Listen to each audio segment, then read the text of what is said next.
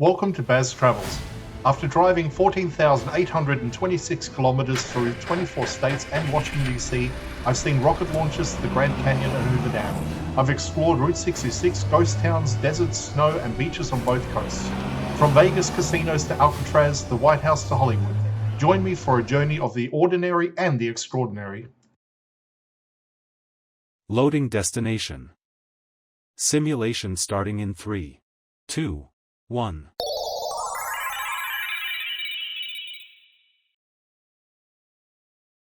To look around, move your phone or tablet. Click and drag if on a computer or move your head if using a VR headset. Please like and subscribe. Welcome to the best museum of Midwest USA that I found on my trip, and it's only $8 for an adult to explore.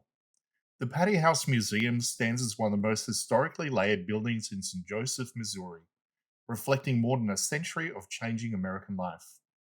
When entrepreneur John Patee opened his 4-story brick hotel in 1858, it represented luxury and ambition on the western frontier. Although its distance from downtown limited its success as a hotel, the building went on to serve many roles, including schools, factories, and eventually a museum. Patee House is nationally significant for its role as headquarters of the Pony Express in 1860. This was where Russell, Majors, and Wattle coordinated operations and where riders stayed before carrying mail across the frontier. It is also closely linked to the death of the outlaw Jesse James, whose family stayed here during the investigation in 1882. During the Civil War, the building was seized by Union forces, leading Patee to sell it through a lottery, only to win it back himself. Today, the museum preserves this complex history through exhibits focusing on transportation, communication, and daily life in 19th and early 20th century America. From locomotives and antique vehicles to recreated streetscapes and personal artifacts, Patee House offers a detailed record of St. Joseph's role in national history.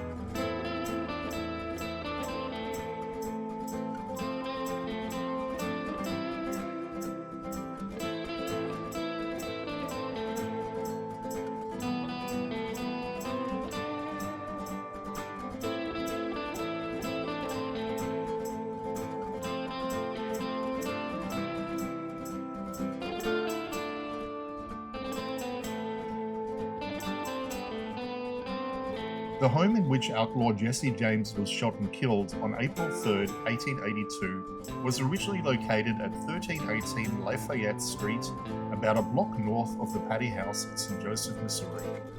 James had been living there under an assumed name when he was betrayed by Robert Ford, a member of his own gang.